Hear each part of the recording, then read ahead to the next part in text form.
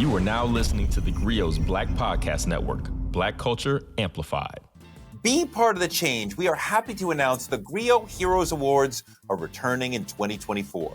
Nominate your heroes so we can celebrate people who are making a real impact. Nominations open on January 8th. Visit thegrio.com/heroes today.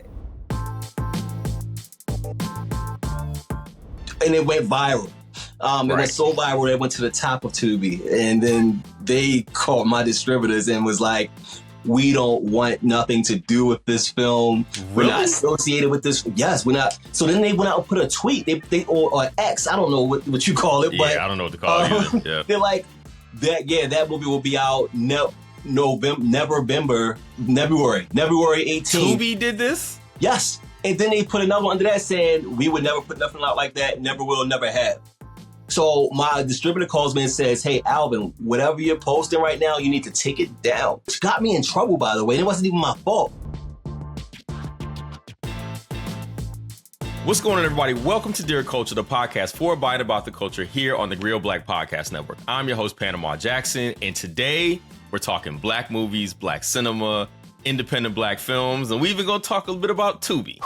And we are joined today by a writer, director, actor, producer. I'm not sure what you don't do. I'm sure you can share that if we get to that point. But an artist who has gone viral for some of his films, the promo for some of the films at that, Mr. Alvin Gray. What's going on, bro? How you doing today? Pretty good. Thank you for having me. I'm doing well. How about yourself? Man, I'm doing fine.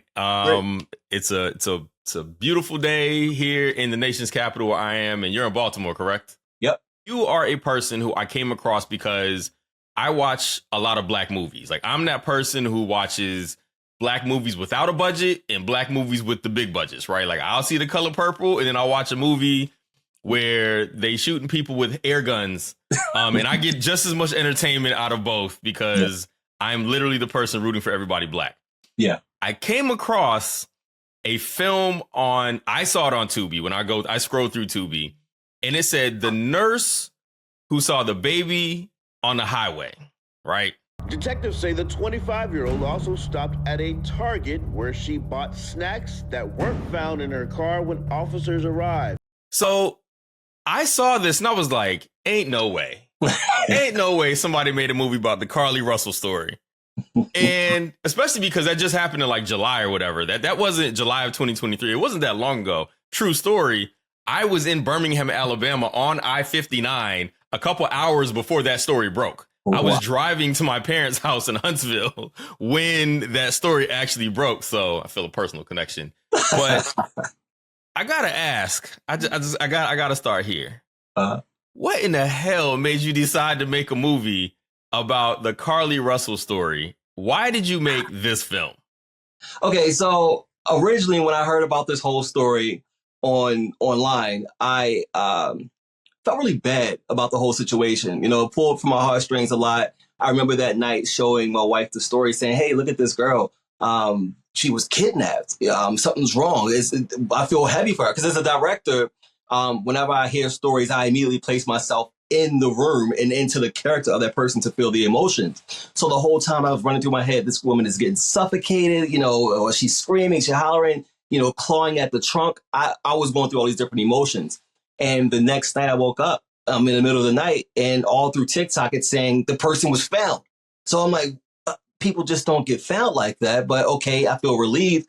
And then after a couple of days, more and more things started unfolding. And again, the director and me, I see things visually. And I'm like, this looks like a horror film.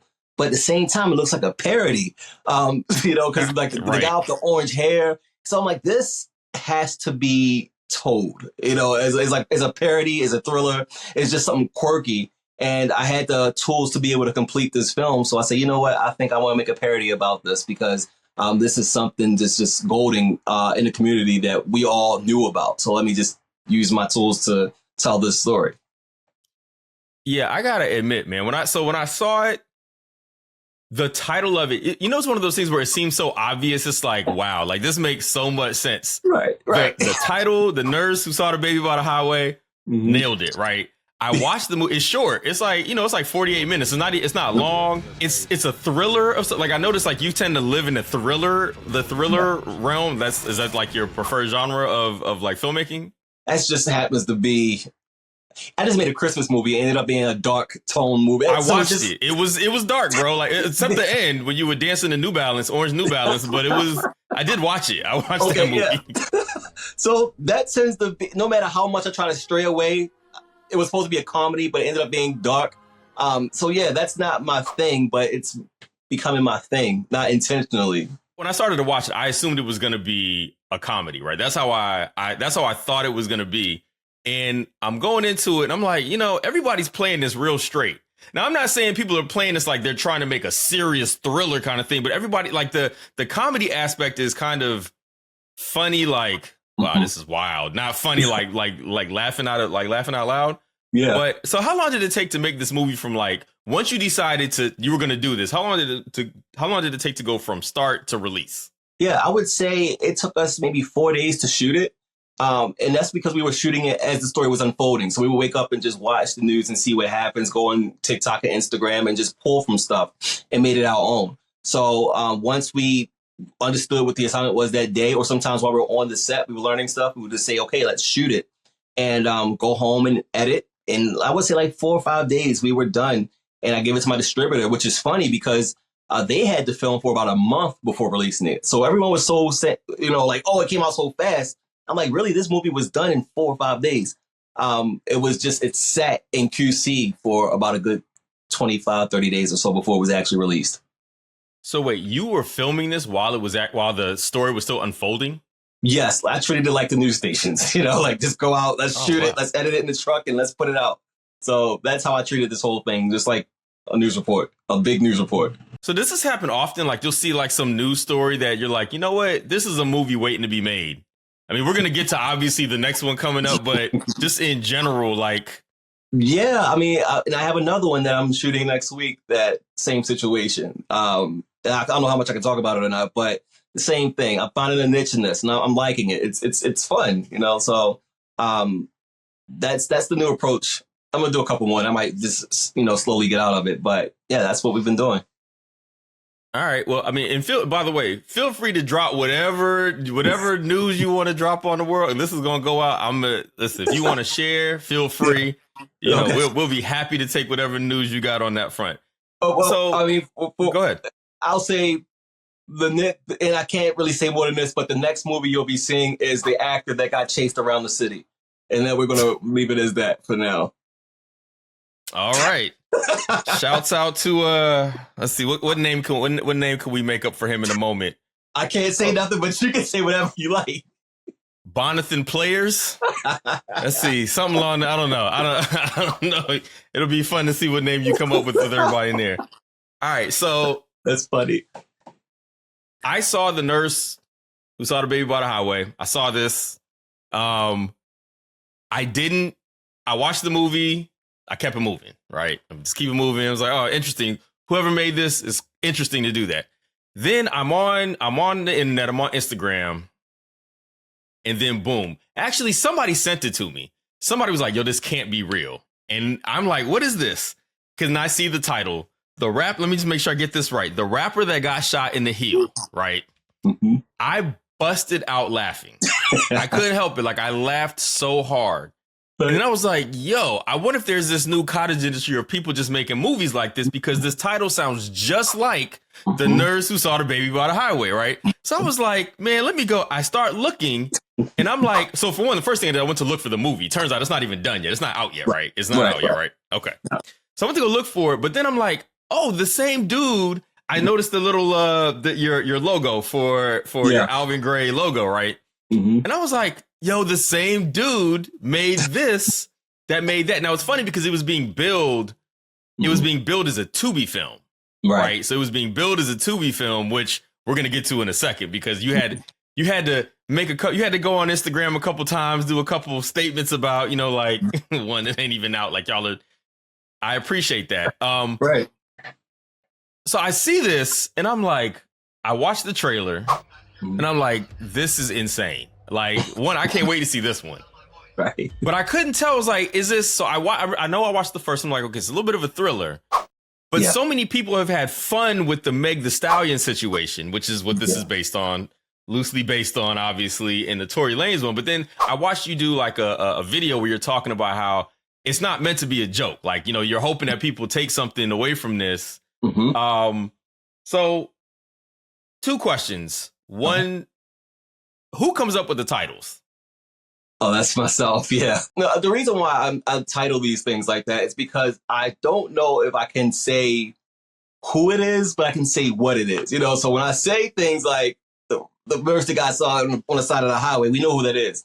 The rapper who got shot in the hill, we know what that is. The actor who got chased around the city, we know what this is. But it's not like I'm McDowell's and not McDonald's. You know, I'm playing it sick. That is funny. I never even thought about the McDowell's reference. Like, it's... They got the golden arches. Mine is the golden arcs. They have the sesame seed bun. Right. We have no seeds. No seeds, right. There's no seeds, right. Okay. All right. So how long had you been marinating on making that particular movie? Which, let me point out, she got shot in the foot. Your version got shot in the heel, right? So we're making sure. But like, how long did it take you to decide I got to make this movie? Like, I think once I saw the energy that came behind the nurse, I was thinking, and what is the next most told story in our culture at the time? And it was that story. So I took that and was like, hey, let's just do it. Maybe it took me 2 weeks to get it all together as far as like the pre-production part of it. And within those couple of weeks, we shot it. It took me another 4 days to shoot that because we had to do a pickup day. It took 4 days to shoot it. I put it together, gave it to my distributor, and they're sitting on it again. So are your friends and homies just waiting for the phone call? Like, do you just have like a bat signal you send out to this certain group of actors and people? I know your wife is, I think your wife is part of the, is she part of the crew of people as well? Unofficially, yes. Okay. She jumps in when I need her to jump in. Okay. But yeah, in Baltimore, we have a pretty strong team here of actors and crew members that are just anxious and hungry to work. So when they're available, hey, come on the set. It's like an open clubhouse, and we just pass the camera around, we shoot, we light it, and we just get it done. Now, are you writing scripts for this? Are they loose scripts or like? Yeah, very. So in order to get these done in the pace we're getting them done, we do a lot of improv. You know, so right. I'll go on a set and say, hey, these are the moments we need to capture. These are the cue lines that are important. These are the moments that are important. Let's take this mood and run with it. And that's how the rapper that got shot in the hill, or the rapper who got shot in the hill, that's how that film became so heavy. Originally, it was supposed to be a parody, not let's say jokingly, but it was supposed to be lighter.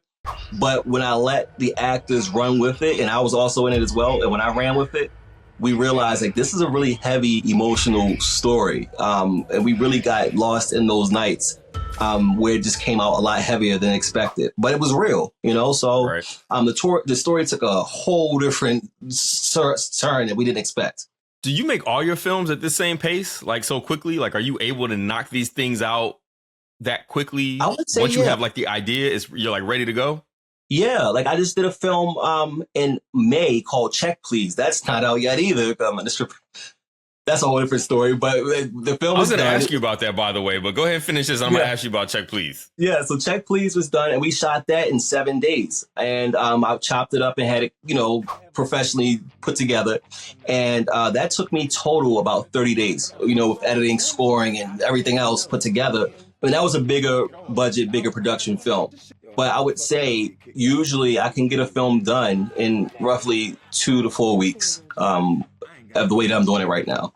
I was going to ask about Check Please because there was like I saw on your page, there was like a link to go watch the film. Like you could watch it through now I don't know if that ever came out and I missed it, but I was like, I was going to say this looks more like big budget produced. Yeah, it looked like it had more money put behind it or more resources put behind it. Yeah. Like this was like your theatrical release type of joint. Like it was that kind of thing. Was that what you were going for with that? Yeah. So I like to explain to people these little films, this trilogy that I'm doing, the nurse, the rapper, the actor, these are like my mixtapes in a sense. I'm not really doing much with these besides just, I'll create it, put it out there and take it for what it is.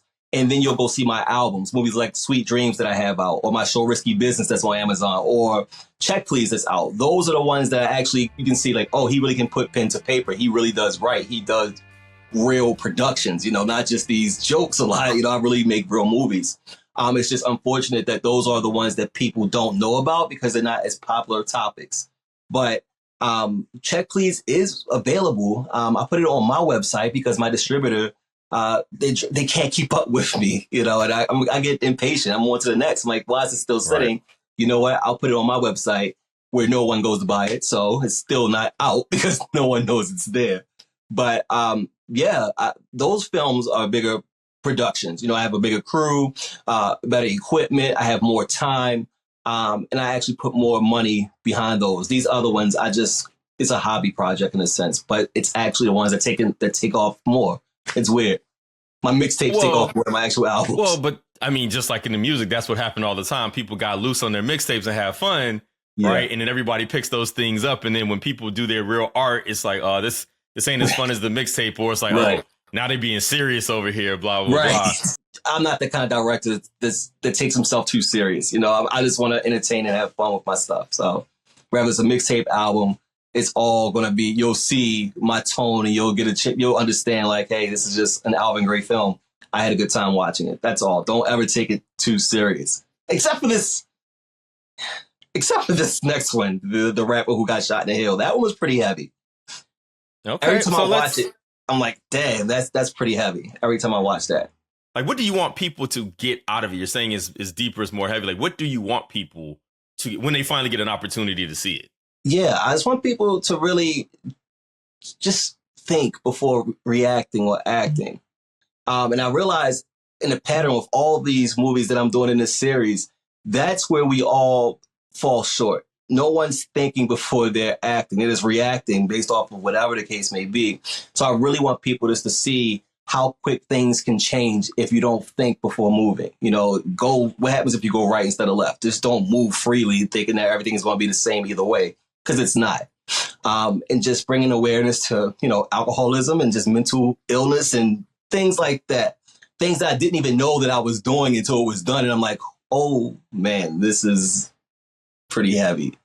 And again, that wasn't intentional, but that's what it became. And I'm okay with that, because I was still true to the art. I still feel like I didn't lose my touch, but you probably see a more sentimental, heavier side to me on this next one. All right. I gotta say, the trailer looks great. Like, you nailed it. Like, from what I saw on the trailer, like. Let's go. Turn around. Hands behind your head.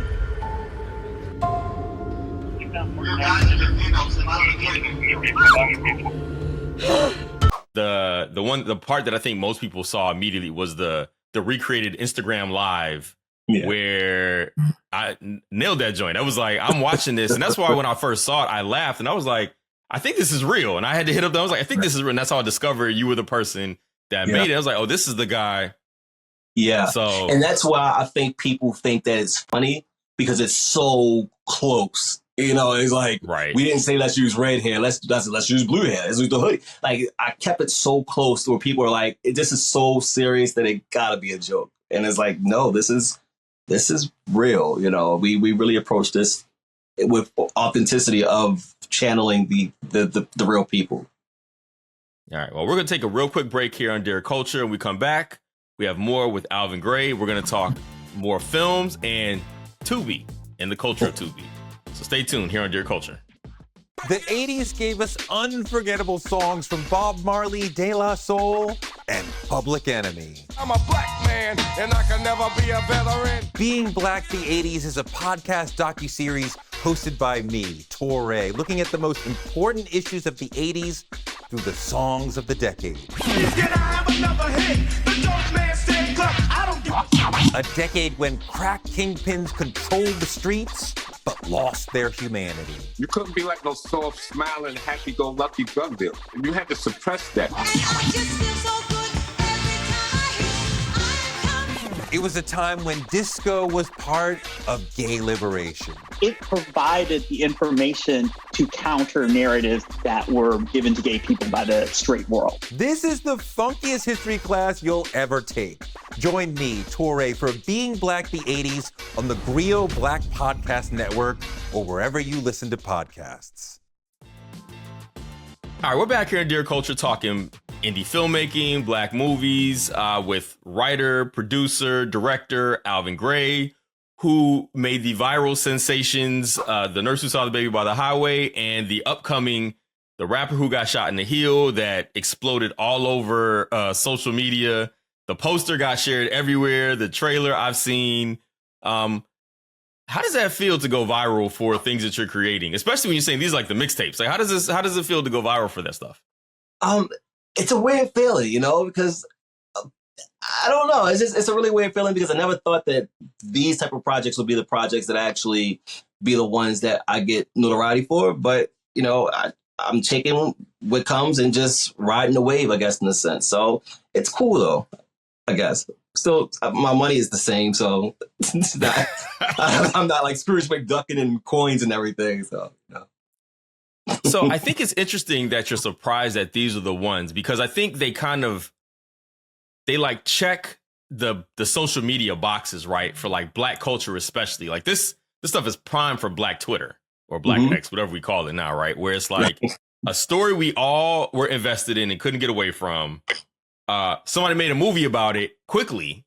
And now we have this entire culture around Tubi that we kind of like we joke the idea of Tubi. Like, I wonder how many people actually know that Tubi is just like a regular movie platform. Like every major movie is on Tubi, right? It's just all the same movies on Amazon and Netflix are on Tubi. But there's also the movies that show up on Tubi that you aren't going to get other places. And I remember having a conversation with a woman who I watched a movie on Tubi of hers, and then we ended up getting into it on Twitter or Instagram because I had some not so nice things to say. But then she became the homie because I had her on my podcast to talk about it, so she could get her bars off, and I could. And now, you know, I check out all her films and everything. But like, Tubi has become this space where we think that all movies that aren't quote unquote serious are Tubi movies, right? Like, and I hate that perception because it almost makes it seem like these are the not worth really watching movies. You just go check out the nonsense that's out there. Like, Tubi is a platform for nonsense. Right. Yeah. But then when people start tagging your movies as Tubi, because that did happen, like people kept talking about The Rapper Who Got Shot in the Heel as a Tubi film. And it's not even out yet. What is your thoughts on the Tubi-verse as it exists at this point, and being a filmmaker and an indie filmmaker and a black filmmaker? So people just kind of assume that basically that Tubi is the space for that. It's so weird because people really think that Tubi are producing all these movies. I follow a couple of Facebook page groups with Tubi, and they're like, oh, these are Tubi actors. This is another Tubi movie. And I'm like, what in the world is a Tubi actor or a Tubi movie? This is no different than saying, hey, that's an Amazon actor in an Amazon movie. Like, it's just a streaming platform that people don't understand, which got me in trouble, by the way. And it wasn't even my fault. So everyone started tagging Tubi on this poster saying, Tubi, y'all know y'all did wrong for this. So Tubi ain't S for this. And it went viral. It was so viral that it went to the top of Tubi. And then they called my distributors and was like, we don't want nothing to do with this film. Really? We're not associated with this. Yes, we're not. So then they went out and put a tweet. They or X, I don't know what you call it. But I don't know what to call it either. Yeah. They're like, that movie will be out February 18th. Tubi did this? Yes. And then they put another one under that saying, we would never put nothing out like that. Never will, never have. So my distributor calls me and says, hey, Alvin, whatever you're posting right now, you need to take it down in order to save your relationship with Tubi and save your relationship with us. This is what they said to me. So I don't know if I can talk about this, but whatever. I don't care about much. But so they tell me I need to take the stuff down. Tubi said they want nothing to do with the film at all. So now my distributors are scrambling because they don't know what the heck to do with the movie anymore because Tubi was like, we don't want nothing to do with it. I'm like, well, they've never seen the movie. It doesn't matter because the internet is blaming them for making this movie, poking fun at domestic violence. I'm like, but I put a post out saying this was not even about that, but Tubi was so scared, which to me, I'm like, okay, so They're not scared of showing a child getting shot in the head and, I was about to say, I watch Tubi movies or movies on Tubi. Like I do that. And I have seen some things on Tubi that again, I haven't seen the rapper who got shot in the heel yet. I haven't seen it. Right. But I have seen tons of movies on Tubi, and there's some things on there that I don't know where it goes or anything, and clearly they don't either. Right. But I've seen some nonsense. To denounce that, man, I think was crazy. And I don't want to say nothing too bad because I have other films on Tubi. But to denounce that one and to do it how they did it, I feel like that was a little shady. But then again, it's Tubi. So I don't know. I'm kind of honored, but at the same time, I'm kind of insulted that they did that. So that's what that happened with that. Everyone kept saying it's a Tubi movie. They got bullied and they're like, we don't want no smoke. So they said we're going to pull it. And I'm like, okay, so y'all just ride the wave with everything else. But when someone starts to say something, y'all want to just be in the know and say we're going to pull it. I don't like how they did that. But it is interesting to me to think of Tubi not wanting that smoke. And I say that in the sense that one of the best things that's happened for Tubi is all of these people tagging these things as Tubi movies, right? Like assuming that if you want to go see shenanigans, Tubi is the place to go, because now you're saying, like you said, there are Facebook Tubi groups. There's all this stuff that people kind of put in the Tubi bucket and specifically go there looking for, right? So if you say, hey, we need a crazy film to watch, somebody like, man, go to Tubi. Like that's the natural way that people treat that. Right. So it's almost like it's free promo for them. Like Tubi had a great year because Tubi became this platform that everybody was like, go to Tubi for these things. You want to see people get shot with no guns? Go to Tubi. You want to see all that. So that's interesting that they would not like some of the promo because but maybe it's because people are claiming the domestic violence thing. Like people still haven't seen the movie and there's still all these ongoing arguments in the community about Meg versus Tory. And, we kind of seen the darker side of, for some men, how we view this thing too. Like there's a lot of people who are very much like, she had that coming. Whatever happened to her, she had that coming. Tory Lane has a lot of supporters, so maybe it's part of that. I guess I'm gonna shoot them a little bail, and maybe there's a little part of that. It just seems crazy to me, so I'm with you on that. It's kind of surprising. They were really just scared. The whole cancel culture thing is going on, and I think that because that movie got shared in one day over 8 million times. That not even the movie, the poster, and they were probably tagged out of the 8 million times, probably tagged 4 million of the times. Right. They just were scared and just like, you know what? It's better to be safe than sorry. We don't want anything to do with that movie. I think that's how they played it. They played it safe. I'm just shocked because nothing about Tubi is safe. So this must be really, really, really. Then I started second guessing myself. Like, is the movie really bad, even on the one side? Because that's to accomplish that. I think that's more, to me, I'm more impressed by that part than anything else in shocks. Because I'm like, wow, the movie is it's probably one of my better films, actually. Have you had a chance to sit down with anybody at Tubi about that? Or is that in the works to have a conversation? Have they reached out or you all reached out to hey, can we just talk about this? Because I don't want, because you do. I mean, to some degree, whether people like being tagged as a Tubi film or not, Tubi is a platform that has a sizable audience now, right? Like that people, a lot of films go to Tubi. And from my understanding, Tubi pays more than other platforms. Yes. Like it's one of so it seems like you would want to maintain that relationship, even though you didn't destroy it yourself, that you would want that to still be a platform that can, premiere your film and all that stuff. Right. So it's up to my distributor. And I don't think my distributor understands. I don't think they understand, that's a whole different thing also with the disconnect between the distributors and the streaming platforms and their connection to the community. Everyone wants to profit off the community, but no one wants to understand the community. So, and I think that's where the problem lies for this particular situation. Tubi got scared, my distributor got scared, and they just said, F it, it just pulled it off. And that's where that went. So we're trying to figure out what's the next best move with that film. But they're saying 100% that Tubi is definitely off the table for this particular film, but they still want to keep the nurse on the highway. They'll do anything else I'll do in the future. But for this particular film, my distributor is saying that Tubi is like, nah, we don't even want to look at it. So, which is strange. I mean, speaking about the community aspect, and I have this conversation with my friends a lot because, again, I'm a movie person. Like, I just love Black movies, especially. Like Clifton Powell is like my favorite actor ever. If there's a movie with Clifton Powell, I'm watching it. And, he's in like 1,000 movies, right? So I'm always watching anything with Clifton Powell. Like, do you think like the Tubi influence or culture that's created, like, does that help or hurt like Black filmmakers? And like, does that help or hurt the industry? Yeah. I think that it's actually helping right now. It's unfortunate that it's unfortunate that more Black owners aren't involved with that platform, but I think this is the first time where Black creators are able to express themselves truly and not have to fit a certain mold and still make money from their art, so kudos to Tubi for doing that. And again, usually Tubi don't even know what they're playing. They just take it and say, okay, it's selling, let's just use it. It's just in this particular situation, it made too much noise. I flew too close to the sun, I guess. But usually people, I've seen more filmmakers, more colleagues of mine make more money with this platform than anything else I've ever seen in my decade and a half of filmmaking. So in one hand, they're doing the community service, but in the other hand, I feel like they're just capitalizing off of something they don't even understand all the way. I mean, that's kind of the American way, right? Like, when it comes to Black community and Black art, especially, right?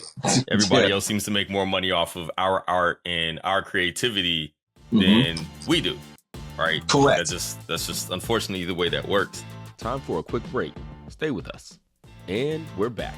Let me ask you. You mentioned you've been making films for, you said, the decade and a half. For a while. I stopped. I took like a 5-year break, but I noticed that. I look at your IMDb, and there's like a window of time where it was like from like 2010, 11, 12 is like, and then it just stops at like 2012, and then it comes back. Yeah. One, what were you doing during that break? But what got you started in filmmaking? Like, what was your aha moment? I want to make movies. I want to make films. It was my reality as a child coming up. I mean, that was simple. I just didn't like my reality when I was a child coming up. So I used to always play with action figures and create my own stories. And as I got older, I just never let go of that habit. I just turned the action figures into real people and started telling stories to real people in high school, making little skits and jokes. This is before cell phones. I'm talking like the big cameras and everything. And I just would get it on like public access television and get it played that way. And I just kept at it. Then I went to The Wire, Step Up when they shot their head in Baltimore, probably 15 years ago. And I just watched how everyone was moving around and said, you know what, I think I can pull this off with me and some friends. So I just learned everything I could learn and just bought a camera and started making indie films with my little camera. That's pretty much how I did that and why I did it. You mentioned The Wire. I was gonna go here. I was gonna go to Baltimore in general. But you went to like the set, like you were on set, like watching what was going on, or participating in any way, any capacity? No, so I mean, you'll see me as an extra. Like I was one of Mayor Carcetti's workers, like holding the sign and cheering him on when he won the election. And then I'm like in the background a couple times when McNulty is talking at the bar. So you'll see me in the background a lot. But I didn't really go there. Well, originally I did go there for the acting, but then I said, why am I fighting to be in the background, the front of the background? Because everyone wanted to be the one that was walking by. I'm like, why are we fighting for this? I want a real role. So let me just see how they do it and just make my own stuff. That's pretty much how that became what it became. So you will start to see me on set more, but I wasn't there really to act anymore. I was there to learn so I can see how to be the front man. I didn't want to be an extra anymore, which is nothing wrong with being an extra. That's just not where I wanted to be at that time of my career, if I even had a career at that time. So what was the break? Why the break? Life came. Technology started changing. Everyone started shooting on the DSLRs, the little cameras and everything. It became oversaturated. I noticed a change in people, so people changed a lot from 2004 to even now. Hear me out. So just the entitlement that people started to have, the easy access and the lack of appreciation of art and what went into it because technology made things easier. So with that, I say, you know what? I don't want to be associated with this type of environment and the change and the people and stuff. So I just backed away and decided to do some other stuff. And it wasn't until I got married when my wife saw some of my old films and she was like, I had no idea you even shot movies. Why did you stop? And I just told her the same thing in a sense. And she said, you need to really look back into it. So I wound up taking my old movies from 10 years ago and reshooting them again, recycling and redoing them. And from there, it got more notoriety because social media had changed. And I just took that wave and I took my old knowledge with this new technology and made what I have today. That's how I'm able to create at the pace that I have, because the hustle from 15 years ago is still there with this new technology. How do you feel about the state of like black film and black filmmaking now? I mean, it seems like there's more black movies than ever, right? Yeah. So whenever I love when people always say this thing like we don't have enough movies. I'm like, y'all just ain't looking, because there are a billion black movies out there. Like I don't ever have to watch a movie with a white person again if I don't want to. Like I genuinely feel that way. Now that's going to vary in quality from some odd to great, but that's how movies are in general, right? Like we all assume that quote unquote mainstream movies are all like big budget, and they're not, right? Movies, if you can make a movie, you can do it with $10, and some people do it with, $100 million, right? It's just where you go find them. Yeah. But I see, like I'm one of them people that I don't even mind the Tyler Perry end of things. Like I watch all those movies because it's black storytelling now. Some of those movies could use some work, but lots of movies could use some work, right? So where are you as a person who's in this industry, as a filmmaker who's actively working and creating? Like, where do you stand? How do you feel about the industry and where it's at right now? I think that, and I say, and I don't mean no offense when I say this, but I remember when DC Comics, they did what's that show with the Titans? And this is when I first started noticing a change. They turned the girl's star, the witch girl. It was a white girl in the comics, but they made her into a dark-skinned girl in the actual show. And I was a little confused by that, but I went with it and I watched it and I said, you know what? Wow, she really brought a lot more element to the character. Just the way that she carried herself. I could not see anyone of any other race to do that role that way. And that's when I first noticed it. And then I started noticing just the whole culture shift of a lot of black actors taking over certain roles in all these different movies. And as I watch these movies, I'm thinking to myself, wow, we as a people bring a lot more spice to the camera that grabs your attention than I've ever seen before on any other movie. Like to the point where I'm like, I don't even know if how do I want to say this? I don't know if I want to go back to the way things used to be as far as entertainment on a cinematic platform. And I'm trying to say things carefully because I don't want to say the wrong thing. But I do find that people in our culture actually bring a lot more spice to these characters that you just can't do with other cultures. And I don't say that in a mean way. I don't say it in a way to try to be like conniving or anything. I'm just speaking truth as a storyteller. I'm happy to see the growth and the opportunity that we have gotten and we're getting and we're creating and we're pushing through to show people what we really have. And I don't see us going back. And if we do go back, I think it will be a hard slope downwards for the cinematic community because we're taking over and we're doing it really well as far as the performances that we're giving on screen, So, and even as a director, these storytellers are out there, the stories we're able to tell. I think that we're onto something and that it will be I don't foresee us going backwards. We had our foot in the door and we were able to excel and push all the way through at this point. So I have nothing bad to say about it. I was like, I don't know about this. We're going to turn Kevin McAllister black.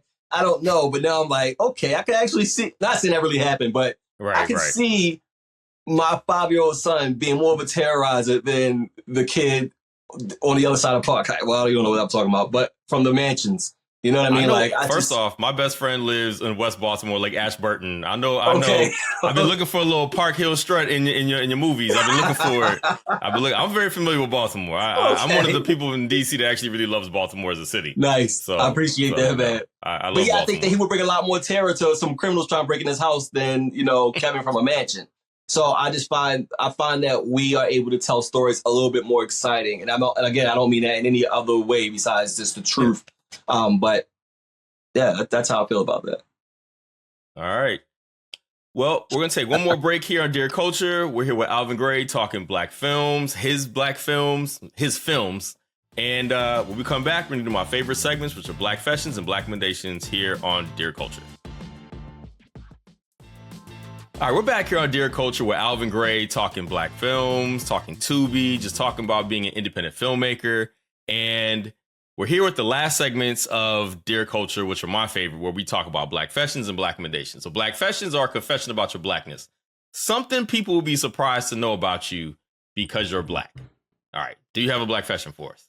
I don't know anything about football, and I don't know how to play spades. Is that wow? Okay, so twofer. That's a twofer. All right. None. So now, when you say you don't know anything about football, are you not a Ravens fan? So I mean, and I don't know if this is appropriate to bring up, but I was in the room, me and another guy, and he's like, you know who that is? That's Ray Rice. I'm like, who's that? And they had to explain to me who that was. I only person I know is Ray Lewis, and I don't think he plays anymore. But other than that, he does not. He's been retired for a very long time. He was in the Super Bowl in like 2001. Okay. See, so that's the last. Anyone else I wouldn't know. I think I might know Flacco, maybe by You don't know Lamar Jackson? No, I don't watch football. Wow. Okay.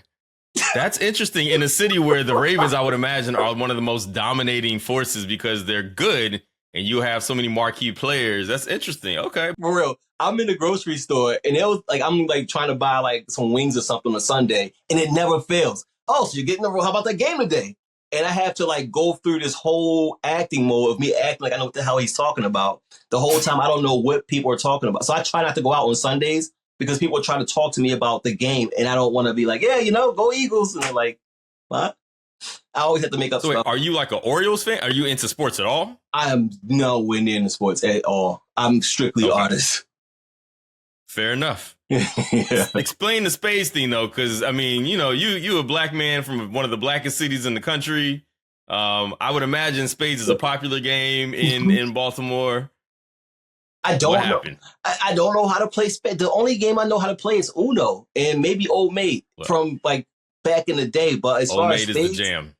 I was an artist. I was more into like weird like dolls and stuff, because again, I played with the stuff to create stories.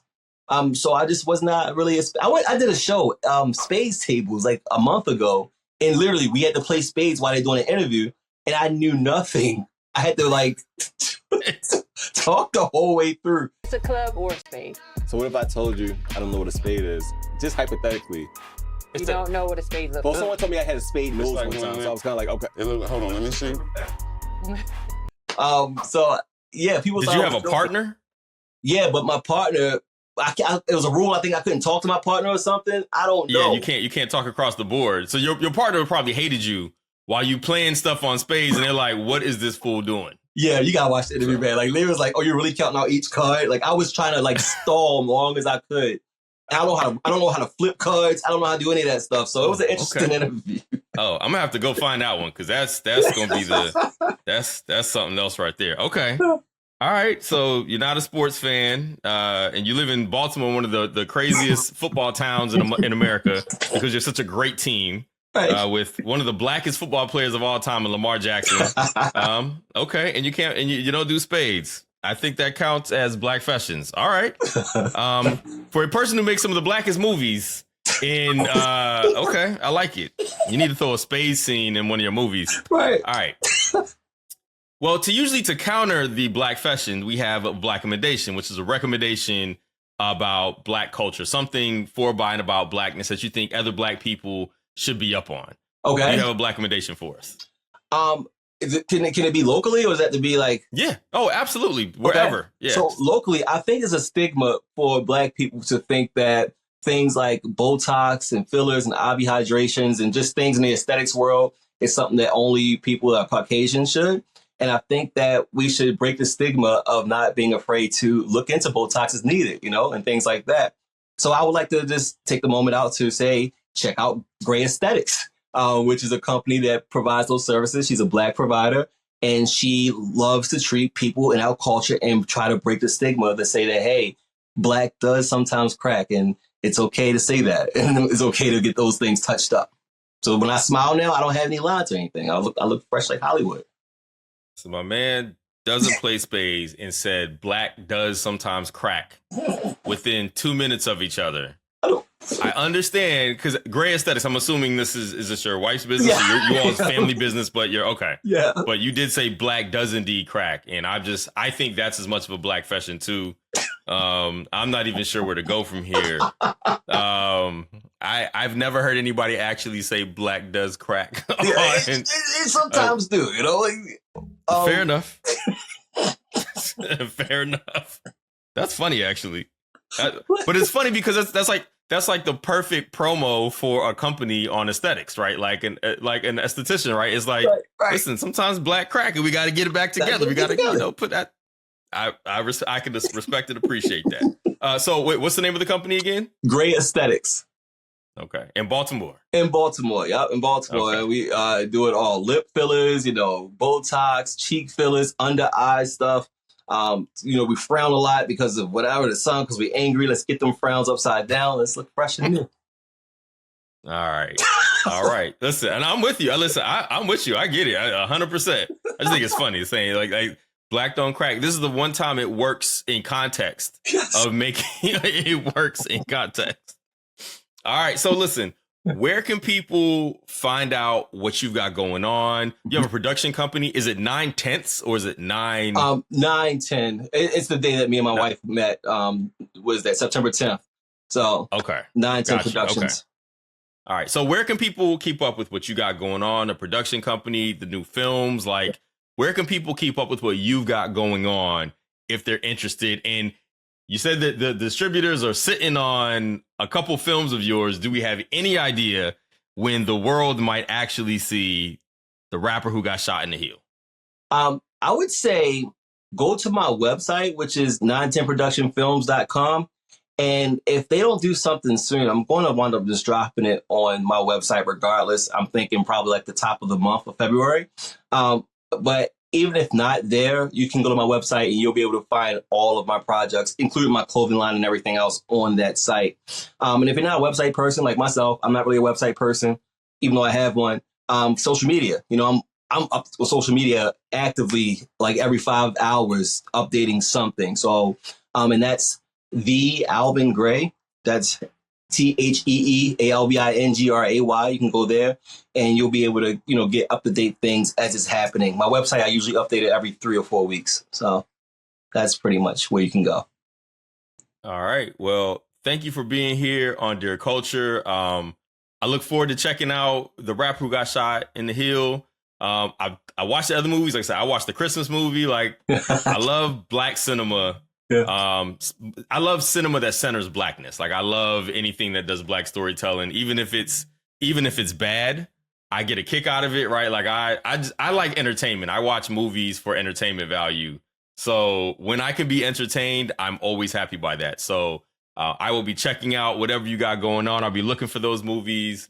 Thank you for being here. Thank you for creating. Thank you for making art that goes viral, right? Thank you. And whenever you're ready, for the next film, we can talk about that when it comes out. Listen, I will be looking for it. Listen, we just might have to do that because the film itself seems like it's a conversation piece in and of itself.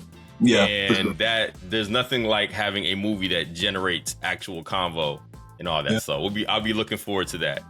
Okay, man. So yeah, appreciate you being here. Thank you. And thank you to everybody for listening to Dear Culture, which is an original podcast of the GRIO Black Podcast Network. It is produced by Sasha Armstrong, edited by Jeff Trudeau, and Regina Griffin is our director of podcasts. Again, my name is Panama Jackson. Thank you for listening. Have a black one.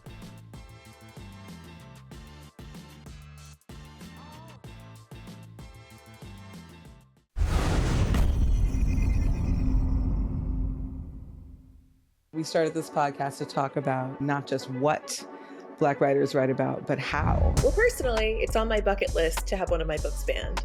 I know that's probably bad, but I think... Ooh, spicy. They were yelling N-word, go home. And I was looking around for the N-word because I knew it couldn't be me because I was a queen. But I'm telling people to quit this mentality of identifying ourselves by our work, to start to live our lives, and to redefine the whole concept of how we work and where we work and why we work in the first place.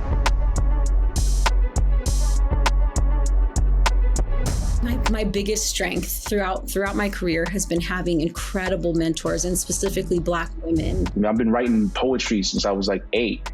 I've been reading Langston Hughes and James Baldwin and Maya Angelou and so forth and so on since I was like a little kid. Like the banjo was blackity black, right? For many years. Everybody knew. Because sometimes I'm just doing some Sam that because I just want to do it. An honor to be here. Thank you for doing the work that you're doing. Keep shining bright. And like you said, we gonna keep writing black. As always, you can find us on the theGrio app or wherever you find your podcasts.